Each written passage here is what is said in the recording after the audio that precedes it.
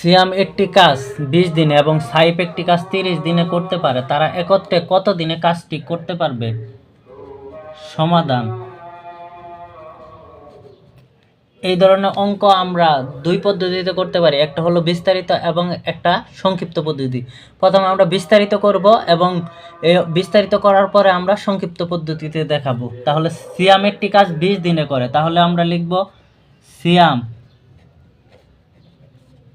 20 দিনে করে একটি কাজ। অতএব সিয়াম 1 দিনে করে 1/20 অংশ কাজ। আবার সাইফ 30 দিনে করে একটি কাজ। সাইফ 1 দিনে করে 1/30 অংশ কাজ।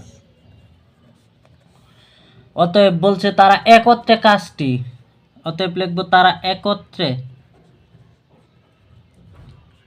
1 দিনে করে কাজটির, যেহেতু একত্রে তার মানে যোগ হবে 1/30 অংশ।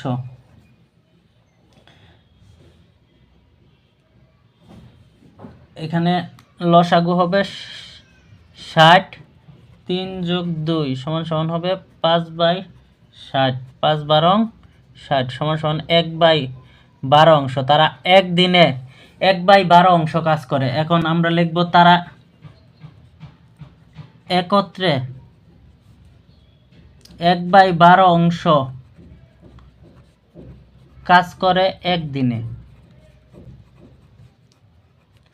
অতএব তারা একত্রে 1 বা সম্পূর্ণ অংশ কাজ করে, তাহলে 12 ভাগ হবে 1 = হলো 12 দিনে। তাহলে তারা একত্রে সম্পূর্ণ কাজ করতে লাগবে 12 দিন। এই অঙ্কটাই যখন আমরা শর্টকাট ফর্মুলাতে করব, তখন আমরা জানি প্রয়োজনীয় সময় সমান হবে AB ভাগ A প্লাস B। এখানে প্রথম ছিল সিয়াম 20 দিনে, তার মানে 20 গুণন 30 ভাগ হবে 20 যোগ 30। তাহলে উপরে হবে 600, নিচে হবে 50, 0 0 কাটা 5/12 60, সুতরাং অ্যান্সার হবে 12 দিন। আমরা সংক্ষিপ্ত পদ্ধতিতে, যখন MCQ পরীক্ষা হবে তখন আমরা সংক্ষিপ্ত পদ্ধতিতে করার চেষ্টা করব।